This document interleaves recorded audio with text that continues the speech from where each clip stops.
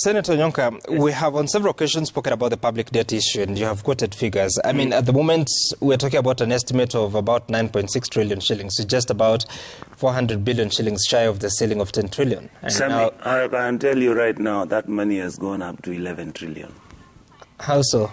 I can come here tomorrow and I'll prove it to you. You know how much money the KK government has borrowed in the last 9 months? Close to 1 trillion. It's close to 1 trillion. This ceiling here, for me, it's a hoax. The amount of money that we are borrowing, the amount of money that we are spending, it looks like we have learned nothing. And I don't know how this is going to be handled, because the truth is, if you look at what we are dealing with right now, even with the debt ceiling coming in, even with the suggestions about, oh, you know, what we need to do now is we are going to be at 55% of GDP, and therefore our debts are going to be managed. Unless we create austerity measures, unless the KK government, as we speak, I mean, you saw some yesterday, there was a report which came out that the president and the deputy president, the amounts of money that they are spending in their offices is just shocking. I mean, you saw the report where they were saying President Uhuru's expenditure in terms of hospitality was 1.6 billion shillings, which he had spent over a period of 6 months. The current government, the amount of money that was quoted yesterday was actually 2.9 billion in the same 6 months. The amount of money that is being spent by our friends in government and what that money is doing and how he's doing it is what we are going to start interrogating, even if it means on a daily basis. Because the truth is, the way we are behaving, first, we are behaving as if we are not a country that is in debt. Number two, we are behaving as if the economy is fantastically well. All right, so we keep receiving this money from the World Bank and the IMF and everything, and we keep saying, oh, everything is moving on well. In fact, we have increased the debt ceilings for everything. Okay? CDF money that is being put for roads, previously the money could have been most probably 20 million, now it is 50 million per member of parliament. You look at what is happening in terms of our performance, look at what we are doing. You saw what the controller budget talked about yesterday. Sammy, we are spending close to 3 billion shillings a month traveling the world. And this is something we are just looking at. And for me, I come back to you. This is why I keep telling my brothers in the opposition where we are stuck. And that is where I agree with you, my leader, Honorable Farah Maalim.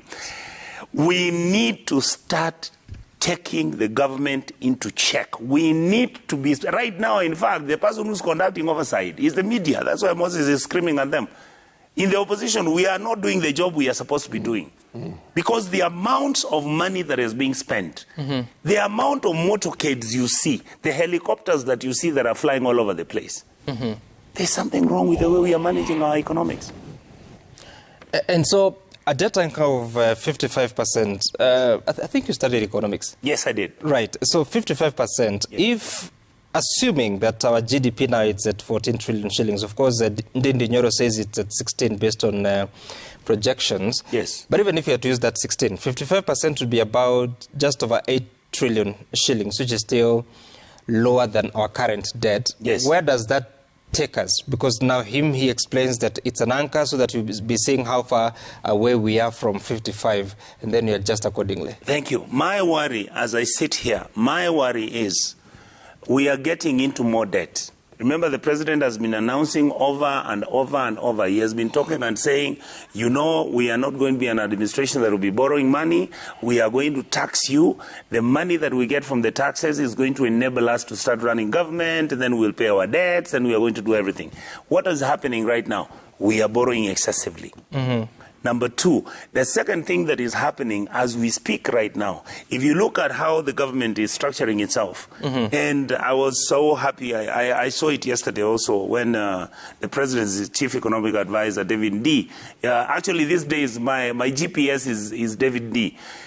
He's saying we are into these bad habits of constantly being wasteful, of constantly spending government money for things which are not critical. And for me, this is something that the president has to take responsibility.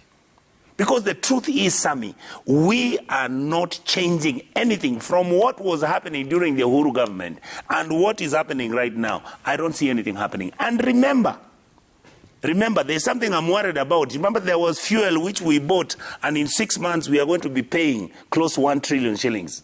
I want you to tell me where that 1 trillion is going to come from to pay for that fuel. The government-to-government deal with the Gulf countries. Yes. Well, yeah, the credit will mature in 6 months, but it will mature for the first month. Yes. So it's just about $500 million. But yeah, it has to be paid. Yes, somebody's going to have to pay it. So when you say that the government is wasteful, yet it is Parliament that allocates these resources, what's going on? Why are we missing? Sam, this is what we've been saying. And this is why I've said, and I think I said it 2 weeks ago, Kenyans, because we are in this democracy roller coaster, Kenyans need to understand that when you are electing a government, you must interrogate what that government stands for. Why? Because whatever miracle that Kenyans want the opposition to do, whether Kenyans want Raila to pick a rope and go and hang himself, whether they want Kalonzo Musyoka to start screaming with sufurias on his head, talking about how the administration has increased taxes and there are things which the government has done which are wrong.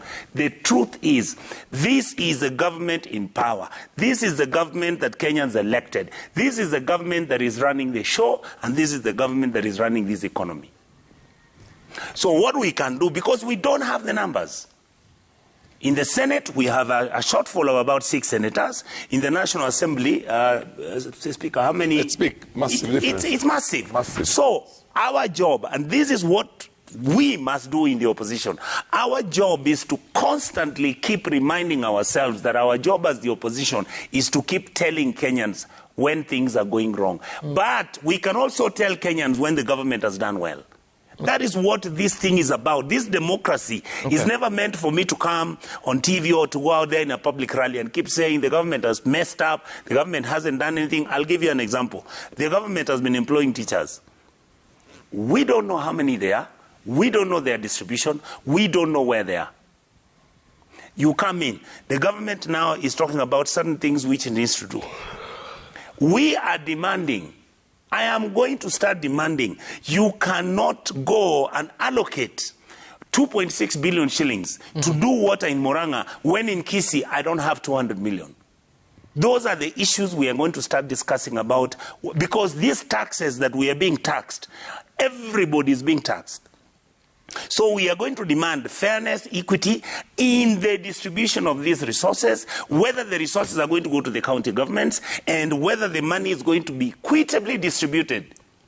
Whether the counties that are supposed to get the equalization fund, which is supposed to remove them from the historical injustices which have existed, to come to a level whereby they can pick up on their own and continue, because now money is coming for the county governments. Those are the issues which I believe we need to look at as the opposition. Finally, Sami, I want to tell you this.